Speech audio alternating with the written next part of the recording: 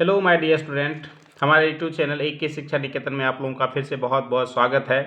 बच्चों, अगर चाहिए आपको 5 नंबर संस्कृत में पक्के करने हैं तो हमारे साथ बने रहो वीडियो खत्म होने तक। और बच्चों, यदि आपने हमारे यूट्यूब चैनल एक की शिक्षा निकेतन को सब्सक्राइब नहीं किया है तो सब्सक्राइब कर लें, क्योंकि संस्कृत के साथ साथ हिंदी, गणित और सोशल साइंस और साइंस के महत्वपूर्ण वीडियोज़ इस चैनल पे आपको मिलेंगे, जो आपके लिए काफ़ी ज़्यादा लाभदायक होंगे एग्ज़ाम में भी और आपके जीवन में भी। ठीक है, तो हमारे यूट्यूब चैनल एक की शिक्षा निकेतन को आप सब्सक्राइब कर लें, ताकि जैसे ही मैं वीडियोज़ अपलोड करूं आपको नोटिफिकेशन मिलती रहे और आप उसका लाभ उठाते रहें। बच्चों, आपका चैप्टर है अलस कथा। तो चलिए, यहीं से एक क्वेश्चन उठता है कि अलस कथा के रचनाकार कौन है। अलस कथा के रचनाकार कौन है बच्चों? विद्यापति। अलस कथा के रचनाकार कौन है? विद्यापति। ठीक है, और यह अलस कथा किस ग्रंथ से लिया गया है? अलस कथा किस ग्रंथ से लिया गया है? पुरुष परीक्षा ग्रंथ से लिया गया है। किस ग्रंथ से लिया गया है? पुरुष परीक्षा ग्रंथ से लिया गया है। दिमाग में रखोगे कि अलस कथा किस ग्रंथ से लिया गया? अलस कथा कस्मात् ग्रंथात् उद्धिता अस्ति। बोलोगे पुरुष परीक्षा। अलस कथायाः कथाकारः कः? अलस कथा के कथाकार कौन है? तो आप बोलोगे विद्यापति। ठीक है, चलो आगे बढ़ते हैं। विद्यापति कौन थे? ठीक है, विद्यापति कौन थे? तो बोलोगे विद्यापति लोकप्रिय मैथिली कवि थे। हमारे मिथिला के बहुत ही ज़्यादा फेमस ये कवि रहे हैं। कौन? हमारे विद्यापति।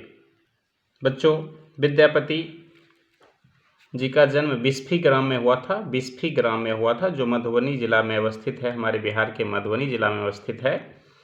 ठीक है, तो अलस कथा के रचनाकार कौन है? विद्यापति, जो मधुबनी जिला में जिनका जन्म है, बिस्फी ग्राम में जन्म है उनका हुआ था। ठीक है, पदावली जो है यह संस्कृत भाषा में, ठीक है, एक कहानी संग्रह है बच्चों, संस्कृत भाषा में लिखा हुआ, और पुराण संग्रह जो है, ठीक है, ये भी इनकी एक प्रसिद्ध रचना है। तो ये भी आपको दिमाग में रखना है। ठीक, और हमारे बिहार के ये प्रसिद्ध मैथिली कवि, ये जो है ना मैथिली भाषा में है। पदावली जो है वो किस भाषा में बच्चों? मैथिली भाषा में है। पुराण संग्रह जो है, ठीक है, ये संस्कृत भाषा में है। ये क्या है? ये संस्कृत भाषा में है और ये मैथिली भाषा में है। तो बच्चों, ये मैथिली भाषा के प्रसिद्ध कवि हैं। ठीक है, तो यहाँ पे लिखा भी गया है कि विद्यापति लोकप्रिय, काफ़ी फेमस, प्रसिद्ध, सुप्रसिद्ध मैथिली कवि थे। ठीक है, ये लाइन आपको काफ़ी ज़्यादा, यहाँ से ही देखो, अलस कथा के रचनाकार कौन? विद्यापति। वो कहाँ के थे ये देख लोगे। अलस कथा किस ग्रंथ से लिया गया? पुरुष परीक्षा ग्रंथ से लिया गया है।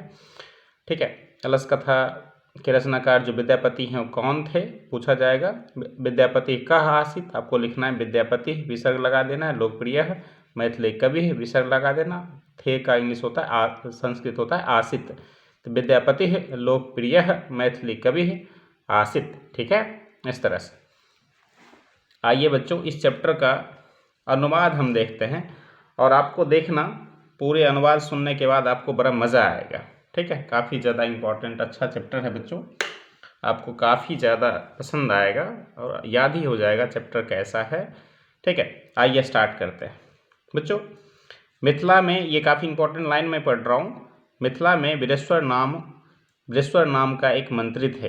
कौन थे? मिथिला में वीरेश्वर नाम का एक मंत्री थे। पूछा जाता है कि वीरेश्वर कौन थे, तो आप बोलोगे वीरेश्वर मिथिला के एक प्रसिद्ध क्या थे? मंत्री थे। ठीक है, तस्य मतलब उनका, ठीक है, उनका स्वभाव या वो स्वभाव से दयालु और दानशील थे। वो स्वभाव से कैसा थे? वह स्वभाव से दयालु और दानशील थे। तस्य स्वभावेन दयालु दानशील च आसित।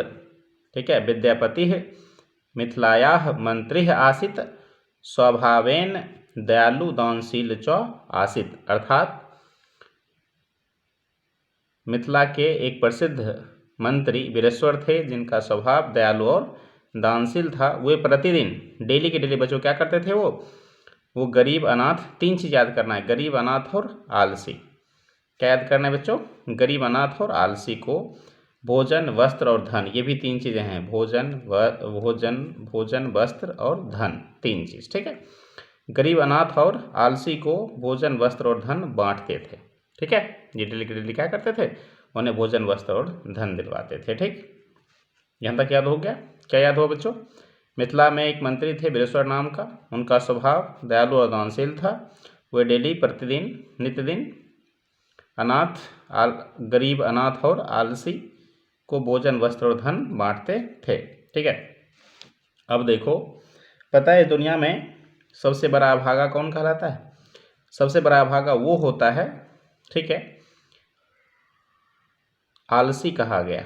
अभागों में सबसे बड़ा अभागा जो है ना, आलसी को माना गया है। अभागों में आलसी लोगों का स्थान सर्वोपरि है। सबसे बड़ा अभागा अर्थात आलसी को कहा गया है। क्यों कहा गया है? इसके पीछे रीजन है बच्चों कि जो जठराग्नि अर्थात पेट की आग, जिसको हम भूख भी कह सकते हैं, वो पेट की आग भूख मिटाने के लिए भी, ठीक है, वो प्रीत है, भूख लगा हुआ है, इसके बावजूद भी वो कुछ भी नहीं करना चाहते। अब एक हम उदाहरण देते हैं, ठीक है, इसको गौर से सुनो।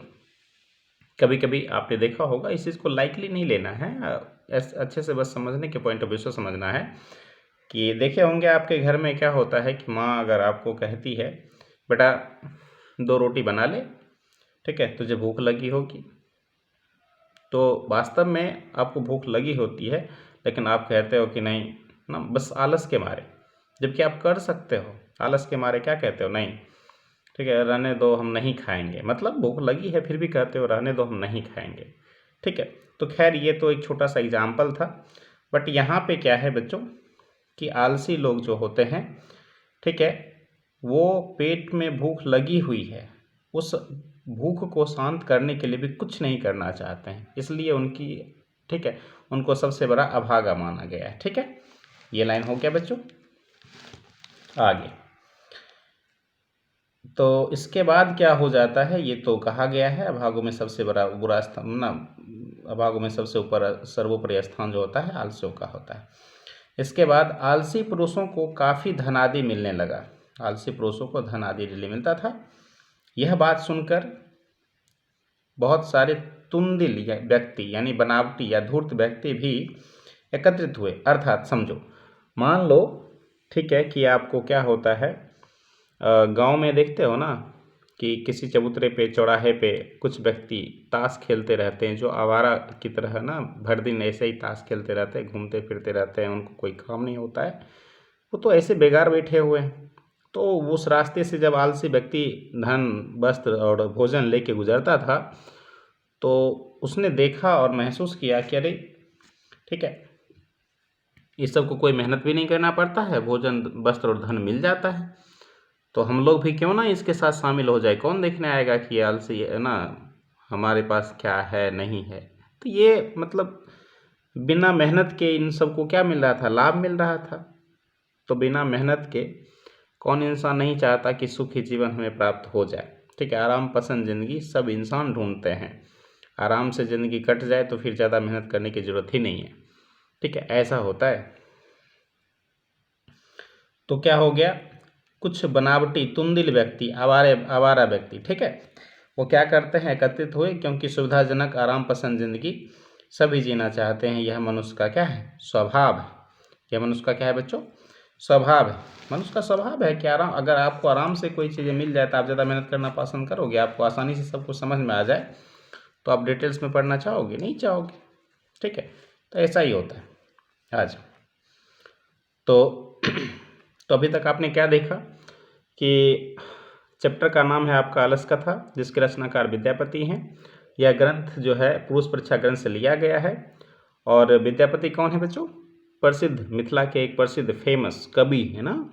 ठीक, जब पाठ की शुरुआत होती है तो बताया गया मिथिला में एक बृहस्पति नाम के मंत्री थे, जिनका स्वभाव कैसा था बच्चों? दयालु और दानशील था। ठीक है, तो वो डेली क्या करते थे? 3 व्यक्ति याद रखना है, गरीब, अनाथ और आलसी। इस तीनों को क्या करते थे? भोजन, वस्त्र और धन, 3 चीज़ें, भोजन, वस्त्र और धन, 3 चीज़ें वो क्या करते थे? डेली बांटते थे। और उन्होंने कहा कि अभागों में सर्वोपरि स्थान किसका होता है? आलसियों का होता है, क्योंकि वो पेट की आग को भी शांत करने के लिए कुछ करना नहीं चाहता है। ठीक है, उसके बाद जब आलसी व्यक्ति को बिना मेहनत के, अनाथ व्यक्ति के सुखों को देखकर कि चलो भाई इसको भोजन, वस्त्र और धन मिल ही जाता है बिना काम धंधा के, तो कुछ तुंदिल आवारा व्यक्ति जो है, ठीक है, वो भी एक जमा हो गए और यह सुविधा देखकर वो भी बनावटी आलसी, धूर्त आलसी बनकर, ठीक है, वहाँ पर भोजन, वस्त्र और धन पाने के लिए क्या हो जाते हैं, पहुँच जाते हैं। ठीक है। तो अब क्या हो जाता है कि अलस्यशाला में, पहले अलस्यशाला जो था, आलस्यों का जो घर था जहाँ पे भोजन, वस्त्र और धन बांटा जाता था, पहले क्या हुआ कि कम खर्च में ही पूर जाता था। अब चूंकि आदमी बढ़ गए हैं तो थोड़ा बहुत खर्च बढ़ा देने के बजाय ना, वो जो कोष था, भंडार था, उसमें थोड़ा बढ़ा देने के बावजूद भी, ठीक है, अब उसका पूर नहीं पाता है। ठीक है, वो जो सामग्री होती थी, वस्त्र होता था, धन होता था, रुपया होता था, वो घट जाया करता था। तो सच बातें तो कभी छिपती नहीं है, कहा गया है। ठीक है बच्चों, ये क्या कहा गया है आपको याद होगा कि सच्चाई छुप नहीं सकती है झूठ के वसूलों से, और खुशबू आ नहीं सकती है कागज़ के फूलों से। ये वही बात है, सच्चाई कभी नहीं छिपती, वो आज न कल सामने आएगी ही आएगी। ठीक है, तो सच्चाई बातें जो थी वो तुरंत कानों कान भनक लग गई कि कुछ बनावटी आलसी जो वहाँ पे खेला करते थे, आवारा व्यक्ति जो है ना, वो आलसियों का ढोंग रचकर यहाँ पर भोजन, वस्त्र और धन पाना चालू कर दिए। तो एक सम्मेलन, मीटिंग बुलाया गया। मीटिंग में बुलाया गया तो कहा गया कि आलसियों का, इन व्यक्तियों का, पुरुषों का क्या लिया जाए, पुरुषों की परीक्षा ली जाए। क्या ली जाए बच्चों, पुरुषों की परीक्षा लिया जाए। इसलिए इस चैप्टर का ये जो कलश कथा ग्रंथ है, उस किस ग्रंथ से लिया गया, पुरुष परीक्षा ग्रंथ से भी लिया गया। तो यहाँ से आप ये भी समझ जाओगे कि मीटिंग बुलाया गया था, मीटिंग में मंत्री भी थे, शामिल थे, और सबके द्वारा क्या निर्णय लिया गया मीटिंग में कि पुरुषों की परीक्षा ली जाए। और पुरुषों की परीक्षा लेने के लिए उन्होंने क्या किया बच्चों कि जब सारे व्यक्ति अलस्यशाला में फिर से जुटे, ठंड का मौसम हुआ करता था, सब जुट गए कि चलो अब यहाँ पे क्या करना है, भोजन, वस्त्र और धन मिलेगा। वेट कर रहे थे कि मंत्री आएंगे और बांटेंगे। बट उन्होंने क्या किया, अलस्यशाला में चारों बगल से क्या लगा दिया बच्चों, आग लगा दिया। क्या लगा दिया, आग लगा दिया, जैसा कि प्लानिंग पहले से ही हो रखा था, प्री प्लानिंग ना बच्चों, पहले से प्लान कर लिया गया था। तो सभी धूर्त आलसी, सभी धूर्त आग देखकर, सभी धूर्त आग देखकर, आग को अग्नि कहते हैं बच्चों, देखकर को संस्कृत में दृष्टवा कहते हैं। सर्वे धूर्ता, सभी को इंग्लिश में सर्वे कहते हैं। सर्वे धूर्ता अग्नि दृष्टवा, अग्नि देखकर भाग गए, भाग गए को संस्कृत में पलायिता कहते हैं। क्या कहते हैं, पलायिता। तो सर्वे धूर्ता अग्नि दृष्टवा पलायिता, अर्थात सभी व्यक्ति, सभी धूर्त व्यक्ति आग को देखकर क्या हो जाते हैं, भाग जाते हैं। आपसे क्वेश्चन पूछा जाता है कि आग को देखकर कौन भाग गए, बोलोगे सभी धूर्त आलसी, सभी धूर्त व्यक्ति। ठीक है, या फिर उल्टा करके क्वेश्चन पूछेगा सभी धूर्त आलसी क्या देखकर भाग गए, तो बोलोगे अग्नि देखकर, आग देखकर। ठीक है, आग देखकर सभी धूर्त क्या हो जाते हैं, भाग जाते हैं। ठीक, उसके बाद कुछ आलसी भी वहां से भाग गए। कुछ आलसी जो थे वो भी वहां से क्या हो जाते हैं, भाग जाते हैं। ठीक है, कुछ आलसी भी वहां से भाग गए। किंतु बच्चों 4 शुद्ध आलसी, जिसको हम प्योर आलसी कह सकते हैं, प्योर आलसी, ठीक है, 4 शुद्ध आलसी, प्योर आलसी वहीं पड़े रहे। ठीक है, चत्वारः पुरुषाः सुप्ताः, मतलब 4 पुरुष वहां पड़े रहे, 4 आलसी वहां पड़े रह गए। ठीक है, होते हैं ना, कहते हैं ना शुद्ध देसी बॉय ना, इसी तरह से शुद्ध आलसी जो थे, 4 शुद्ध आलसी थे, प्योर आलसी थे। ठीक है, जिसे हम कह सकते हैं, तो वहीं पर पड़े रह गए। चत्वारः पुरुषाः सुप्ताः आसन, आपसे पूछा जाएगा कति पुरुषाः सुप्ता, कति मतलब कितना, पुरुषाः मतलब पुरुष, सुप्ताः मतलब, ठीक है, पड़े रह गए। ठीक है, तो कि कति पुरुषाः सुप्ताः आसन, तो बोलोगे चत्वारः पुरुषाः सुप्ताः आसन। ठीक है, सुप्ताः, तो वो आपस में चारों पुरुष जो थे ना, अब देखो हुआ क्या, अलस्यशाला में सब क्या पहुंचे थे, कोई गमछा ओढ़ के, कोई चादर ओढ़ के, कोई क्या बोलते हैं कंबल ओढ़ के वहाँ पे पहुँचे हुए थे। तो वो सब आपस में वहीं पे डुबकी मार देते हैं, ज़मीन पर बैठ जाते हैं और कंबल या चादर के नीचे से ही बोलते हैं, आपस में बातचीत करते हैं। देखो बातचीत क्या करते हैं, भागे भी नहीं और बातचीत करते हैं। देखो पहला कहता है, प्रथम आलसी क्या कहता है, अरे यह शोरगुल कैसा है। वो क्या कहता है, अरे यह शोरगुल कैसा है। ठीक है, संस्कृत में कहोगे तो अरे को अहो कहा जाता है, अहो कथमयम कोलाहल, अरे यह शोरगुल कैसा है, अहो कथमयम कोलाहल। ठीक है, वो भी आराम से बच्चों, आराम से। ठीक है, वो अपना गमछा मुंह मुंह पे लिए आराम से बोलता है, अरे ये शोरगुल कैसा है, मतलब घबराहट बिल्कुल नहीं है। आपके अगर घर के आसपास कहीं कभी कभी आप देखे होंगे कि एक दो गांव के आसपास में भी आग लगती है, तो आपके चेहरे पे घबराहट होती है और घबरा कर बोलते हो कि अरे आग लग गई है, भागो, ये वो, मतलब बहुत ज़्यादा ना टेंशन वाला मोमेंट होता है उस वक्त, बहुत घबराहट होती है। लेकिन ये देखो आराम से कहता है, अरे यह शोरगुल कैसा है, आराम से, बिल्कुल घबराहट ही नहीं थी उसके चेहरे पे। वो कहता है, अरे यह शोरगुल कैसा है। ठीक है, तो दूसरा पता है क्या कहता है, आराम से, बिल्कुल घबराहट नहीं, ये भी आराम से, एकदम तकदीली से, निठा से, कोई टेंशन की बात नहीं। लगता है घर में आग लग गई है, ऐसे नहीं कि लगता है घर में आग लगी भागो, ऐसा कुछ नहीं। लगता है घर में आग लग गई है, आराम से, निठा से, कोई टेंशन, कोई घबराहट, कोई हड़बड़ाहट नहीं है। ठीक है, दूसरा ने क्या कहा बच्चों, लगता है घर में आग लग गई है। तीसरे ने कहा, कोई धार्मिक व्यक्ति यहाँ पे नहीं है, अत्र को अपि धार्मिक नोआस्ति, अत्र को अपि धार्मिक नोआस्ति, यहाँ कोई धार्मिक व्यक्ति नहीं है जो हमें भीगे वस्त्र, कंबल या चटाई से, ठीक है, भीगे चटाई से क्या करे, ढक दे। देखो कैसे बचने की कोशिश कर रहा है, भीगे वस्त्र, कंबल या चटाई से ढक दे। कौन बोल रहा है, तीसरा आलसी बोल रहा है। ठीक है, चार आलसी था ना वहाँ पे, तीसरा आलसी ये बोल रहा है। चौथा ने तो हद ही कर दिया। देखो चौथा क्या कहता है, कहता है, अरे बचालो, क्यों बोल रहे हो, चुप नहीं रह सकते क्या। ठीक है, मतलब चौथे ने कहा, अरे बचालो, अहो बचालो, कथमयम त्वम कथम नो तिष्ठत, तुम चुप नहीं रह सकते क्या। मतलब ठेठी भाषा में बोलो तो, अरे हर बार यह सब बरबर बोलने वाले, कितने बोले, कितना बोल रहे हो तुम। ठीक है, चुप नहीं रह जाता तुमसे, इस तरह की बातें। ठीक है, कहा गया उससे, अरे बचा लो, क्यों बोल रहे हो, चुप नहीं रह सकते क्या। लो, वो तो तीन कोशिश भी कर रहा था, कुछ बातें भी डिस्कस भी कर रहा था कि कैसे बचें, लेकिन चौथा तो बोला, चुप रहो, कितना बोलते हो तुम लोग, चुप रहो, चुप नहीं रह जाता तुम लोगों को, ऐसा बोला उसने चौथा।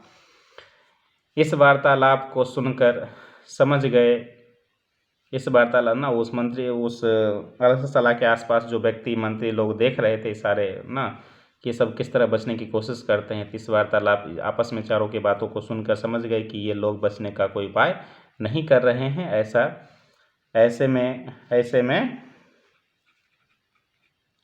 ऐसे में जलकर मर जाएंगे तो लोग क्या कहेंगे कि बड़ा सबको खाना, वस्त्र और धन देता था, आज जलाकर क्या किया, सबको मार डाला। ठीक है, कलंक लग जाता, उन पर आरोप लगा जाता, किन पर, मंत्री पे।